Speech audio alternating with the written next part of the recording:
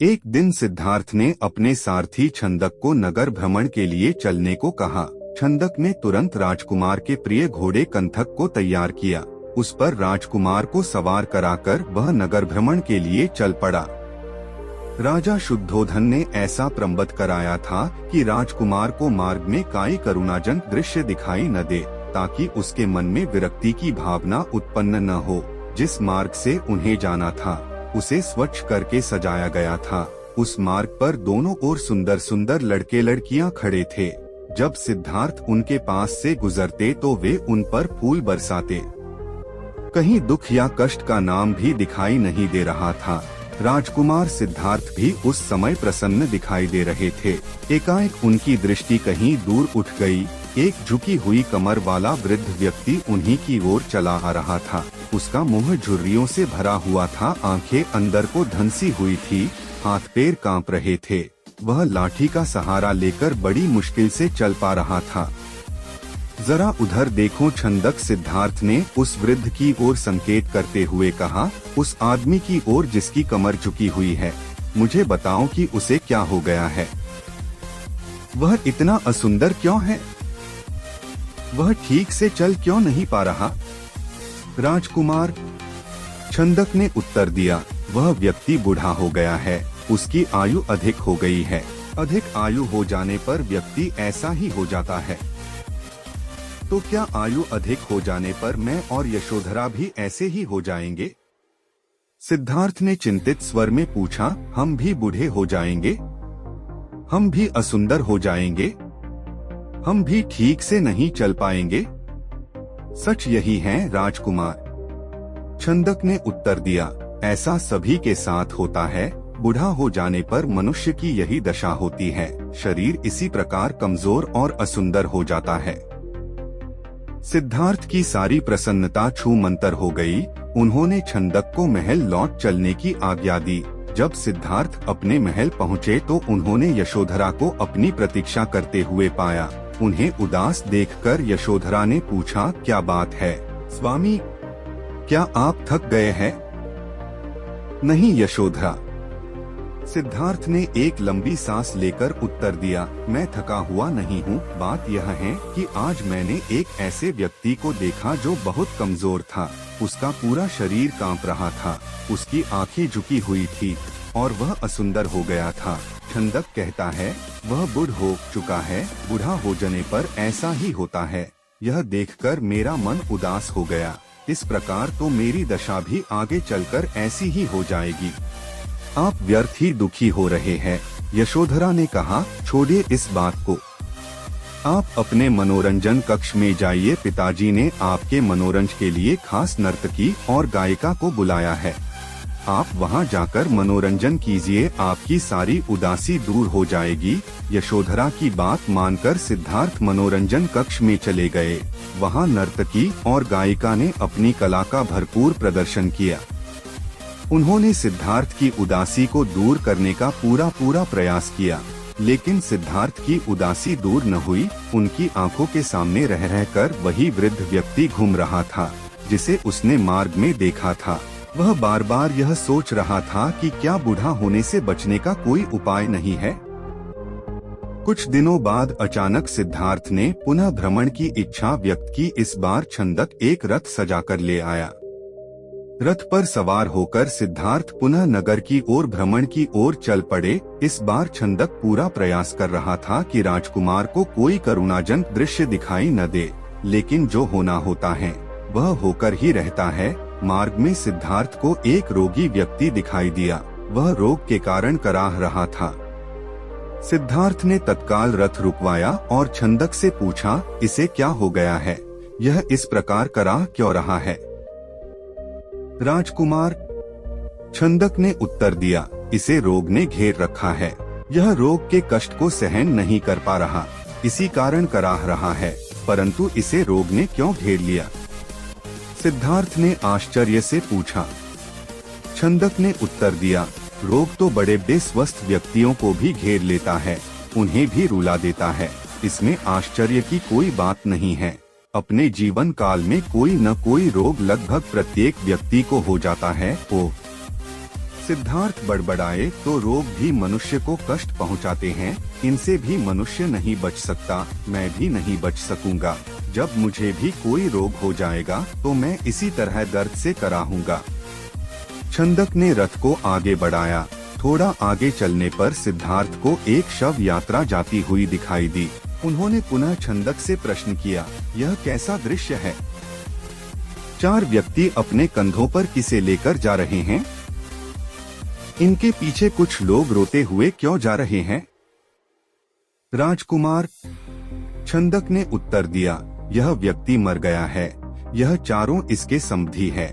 ये इसके शव को उठाकर शमशान में ले जा रहे हैं। जो पीछे पीछे रोते हुए जा रहे हैं वे इसके कुटुंब के लोग हैं। शमशान में इस मृतक शरीर को जला दिया जाएगा। यह व्यक्ति मर क्यों गया? सिद्धार्थ ने अगला प्रश्न किया। छंदक ने कहा, मृत्यु इस संसार का एक अटल सत्य है। मृत्यु ने आज तक किसी को नहीं छोड़ा। कोई भी व्यक्ति किसी भी समय मर सकता है। यह सुनकर सिद्धार्थ का दिमाग घूम गया।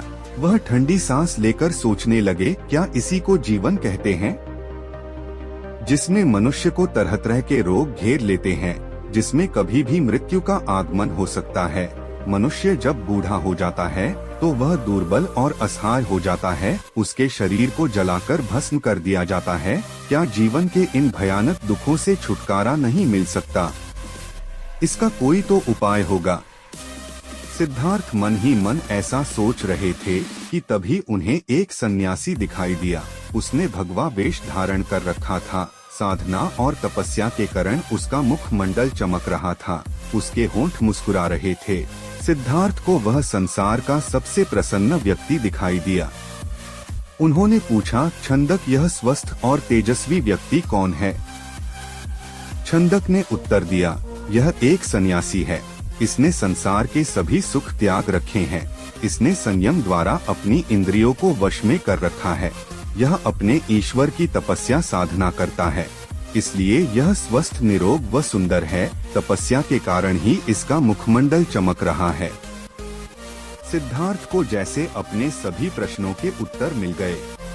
वह एकदम शांत हो गए। उस सन्यासी के दर्शन मात्र से ही उसके मन का सारा क्लेश दूर हो गया। उसने मन ही मन सोचा, रोग, बुढ़ापा तथा जन्म मरण के कष्ट से छुटकारा पाने का उपाय संयम, त्याग तथा तपस्या है। जीवन का सार सत्य की खोज करना है। संसार के सभी सुख नकली है। मैं अब इन झूठे सुखों में नहीं फंसूंगा। मैं उस तेजस्वी सन्यासी की तरह बनूंगा। रथ अपने पूरे वेग से दौड़ता रहा और उससे भी अधिक वेग से दौड़ता रहा। सिद्धार्थ का मन उसे बार बार उस सन्यासी का ध्यान आता था। उनके मन में विरक्ति की भावना बढ़ती ही जा रही थी। जब सिद्धार्थ राजमहल में लौटे तो उन्हें एक शुभ समाचार मिला। यशोधरा ने स्वस्थ व सुंदर पुत्र को जन्म दिया था। दास दासियों ने सिद्धार्थ को घेर लिया और उन्हें बधाइयां देने लगी। उन्हें यह आशा थी कि सिद्धार्थ से उन्हें पुरस्कार मिलेगा, लेकिन सिद्धार्थ पर इस शुभ सूचना का कोई प्रभाव दिखाई न दिया। चारों ओर हर्ष का सागर लहरा रहा था। पूरे राजमहल में बधाइयों के स्वर गूंज रहे थे। वहाँ राजा शुद्धोधन व रानी प्रजापति तो प्रसन्नता से पागल हुए जा रहे थे। वे बधाई देने वाले को मुँह मांगा पुरस्कार दे रहे थे।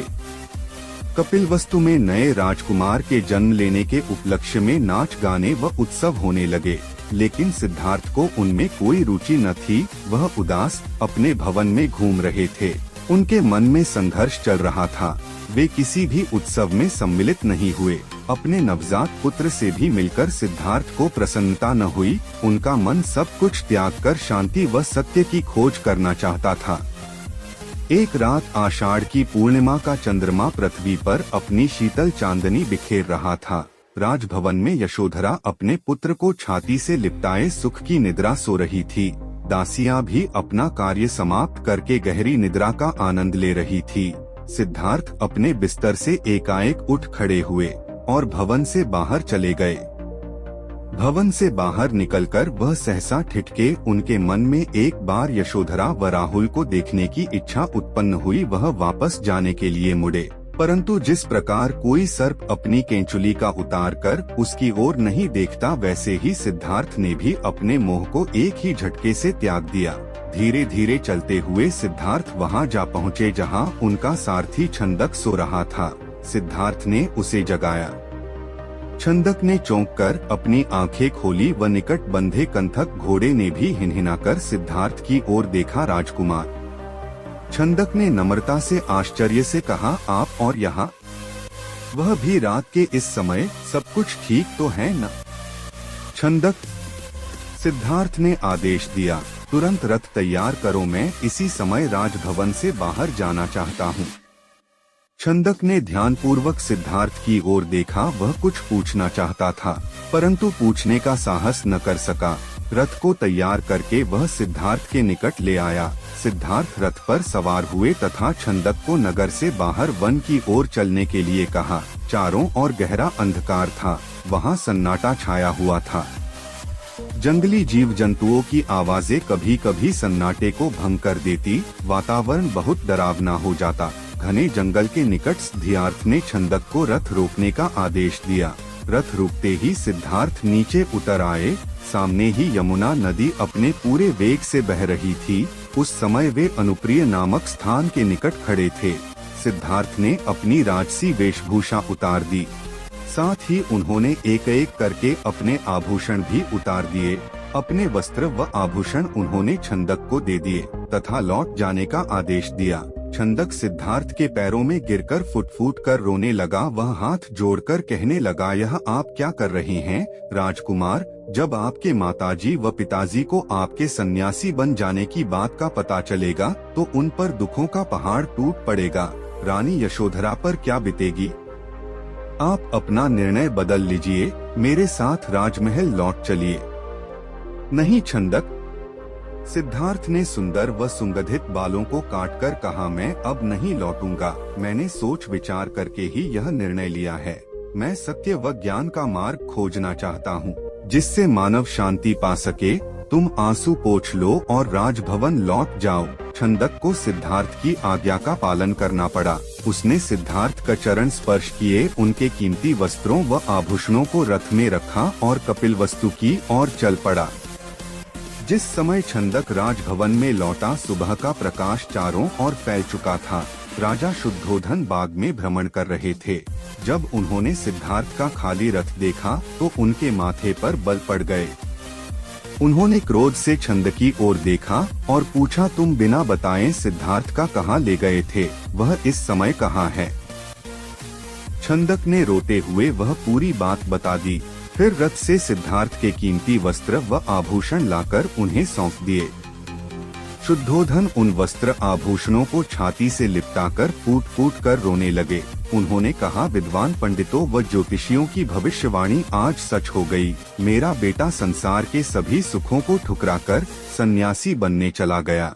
रानी प्रजावती को जब इस बात की सूचना मिली तो वह पछाड़ खाकर गिर पड़ी। जब यशोधरा तो पता चला तो वह भी इस बात को सहन न कर सकी। वह विलाप करने लगी, है स्वामी, तुम बिना कहे ही घर छोड़कर चले गए। मुझसे कम से कम एक बार मिल तो लेते।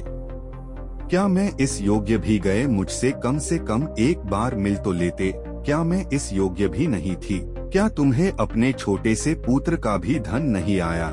कम से कम उससे तो मिलकर जाते। इसके बाद यशोधरा ने भी राजसी वेशभूषा उतार फेंकी। केवल सुहाग चिन्हों को छोड़कर उसने सभी आभूषणों का त्याग कर दिया। वह साधारण भोजन करती तथा पृथ्वी पर सोती। उसकी यह दशा देखकर प्रजावती बहुत दुखी होती। वह यशोधरा को छाती से लगाकर रो पड़ती और अपने स्वास्थ्य का ध्यान रखने के लिए कहती, यह तेरे खेलने खाने की आयु है। बहू वे यशोधरा से कहती, परंतु तूने तो सिद्धार्थ की तरह ही संसार के सभी सुख छोड़ दिए।